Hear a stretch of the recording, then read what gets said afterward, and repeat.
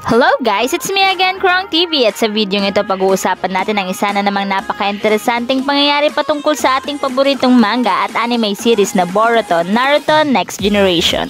Pero bago ang lahat, huwag kalimutang mag-like, mag-subscribe, pinutin na rin ang notification bell upang lagi kang updated sa mga susunod na video. A, B, C, D.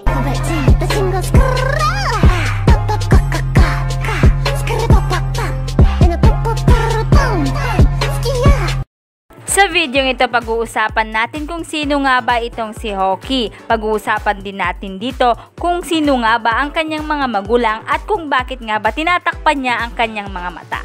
Si Hoki Takitori ay chunin ng Team 25 na sumapi nga sa Anbu ng Konoha.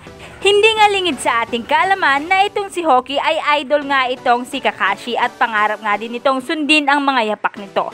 Si Hoki ay isang overconfident at madalas ay naiirita kapag siya ay kinokoman. Sa kabila ng kanyang murang edad, magaling si Hoki na kumalap ng impormasyon kung saan ito rin ang isa sa naging dahilan kung bakit nga ba siya na-assign sa Anbu class mission. Siya ay mayroong photographic memory kung saan ay binibigyan siya nito ng kakayahan na maalala ang kahit maliit o importanteng detalye na makikita niya. Bukod dyan, kaya ni Hoki na makapag-perform ng handsil ng mabilis. Bukod nga dyan, kaya rin nga ni Hoki na gumamit ng Fuin Jutsu, kung saan ay kayang-kaya nga niyang immobilize ang kanyang mga kalaban sa field gamit lamang ang kanyang teknik. And likewise, nag-i-increase ang power nito kapag ito ay ginagamitan ng Unison, kasama ang iba pang kanyang mga kasama. Ang Unison ay tinatawag din na Cooperation Ninjutsu o Collaboration Techniques. Sa anime, ito ay combination ng dalawa or higit pang teknik upang nga makapag-create nga ng bagong teknik na mayroong ang mas malakas na pwersa kung ikukumpara sa mga pinagsama-samang components. Sa entire series, madami sana example ng ganitong teknik pero hindi nila ito kinukonsider bilang cooperation ninjutsu, tulad na lamang ng partnership ni Kiba at ni Akamaru. Magandang example ito pero tulad nga ng sinabi ko kanina, kahit na ganito, hindi pa rin ito kinukonsider bilang cooperation ninjutsu. So mabalik naman tayo kay Hoki. Bukod sa mga nabanggit ko, si Hoki din ay tinuruan nga ng Anbu tactics tulad na lamang ng methods para nga ma-resist ang mind-probing techniques. Siya rin ay mayroong advanced prowess pagdating sa Earth Release, kung saan ay kaya nga niyang i-transform ang kanyang kapaligiran into maze upang nga ma-throw off ang mga perception ng kanyang mga kalaban at gayon din ay aatakihin niya ito. Ang skill ng kanyang technique ay napahanga ang isa pang Earth Release specialist na si Iwabe. So yan nga si Hoki. Pero kahit na may mga alam tayo patungkol nga sa kanya, meron pa rin ngang mga bagay na hindi natin alam patungkol kay Hoki. Katulad na lamang ng mga magulang niya at kung bakit nga ba tinatakpat niya ang kanyang mata. Kaya naman sa video ito, pag-uusapan natin ang mga bagay na ito. So unahin nga natin ay ang sino nga ba ang mga magulang ni Hoki or kung meron nga ba talaga siyang mga magulang. So inakala nga natin nung una na anak nga siya ni Hatake Kakashi dahil na rin sa ilang mga bagay na pagkakatulad nga nila. Katulad na lamang ng kanilang pananamit. Dahil katulad ni Kakashi, si Hoki ay meron ding mask at takip ang kanyang mga mata. Pero ilan nga sa rason kung bakit nga sila magkapareho ay dahil sa idol nga ni Hoki itong si Hatake Kakashi, na bukod nga sa pananamit ay gusto rin gayahin ni Hoki o sundan ang mga yapak ni Kakashi. So dahil dito, hindi tulad ng mga ibang batang ninja sa Boruto na ipinakita dito ang kanilang mga magulang, karamihan o yung ibang mga parents nga ng batang ninja sa Boruto ay kilala nga natin dahil 'di ba, yung iba dito ay anak ng mga nakaraang henerasyon ng mga ninja o yung mga ninja na galing nga sa Naruto universe. So dahil din dito, medyo nalaman natin ang kanilang taglay na kapangyarihan at ang kanilang mga pinagmulan. Pero iba nga dito si Hoki. Pero may dalawa ngang sinasabing ang kasagutan o nabanggit sa tanong na ito at lahat ng yan ay pag-uusapan natin dito. Dito sa unang kasagutan, sinasabi na si Hoki ay isang orphan o wala ngang mga magulang dahil sa siya ay inabandona ng kanyang mga magulang noong siya ay bata pa lamang. At siya ngayon ay nakatira sa Takitori Orphanage, kung saan ay nakatira siya doon simula noong 5 taong gulang pa lamang siya. So yan nga ang unang kasagutan. Pakinggan naman natin ang ikalawang kasagutan kung saan sinasabi dito na maaaring ang isa nga sa kanyang magulang ay nagmula nga sa Hyuga clan. So bakit nga nasabi ito?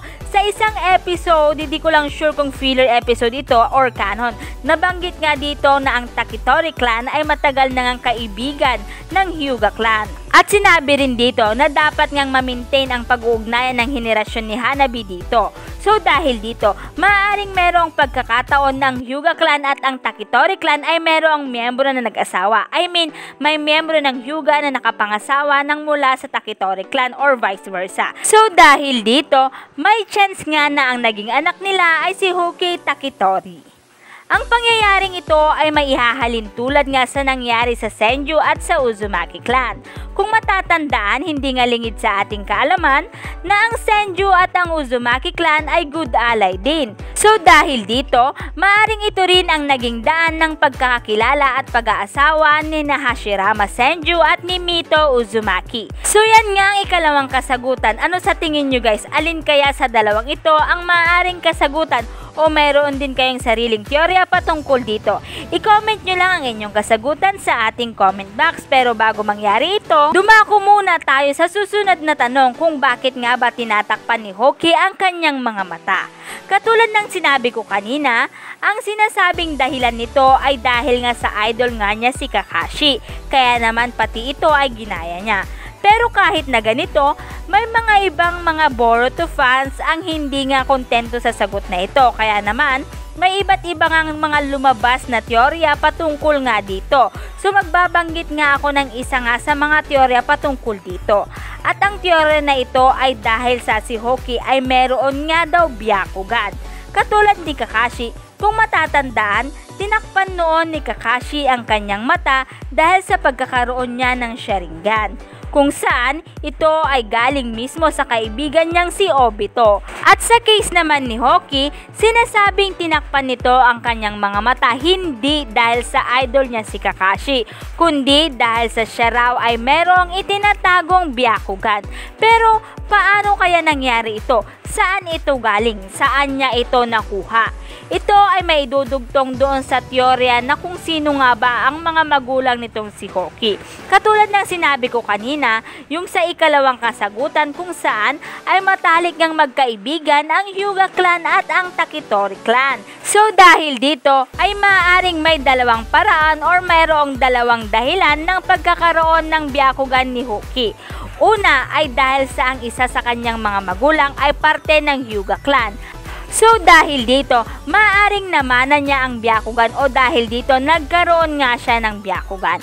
Ang susunod or ang ikalawang dahilan naman ay maaaring kung hindi man siya ay mayroong magulang na galing sa Hyuga clan, maaaring ang Byakugan niya na ito ay ibinagay sa kanya ng isang Hyuga. Hindi malayong mangyari ito dahil sa ang Hyuga at ang Takitori clan ay matalik na magkaibigan. So ibig sabihin, dahil sa closeness ng dalawang clan na ito, noong meron ngang namatay na isang Hyuga ay naisip nga nila na ibigay na lang ito sa Takitori clan at ito nga ay si Hoki. So yan nga guys ang maaaring kasagutan sa tanong na sino nga ba ang mga magulang nitong si Hoki at kung bakit nga ba niya tinatakpan ang kanyang mga mata.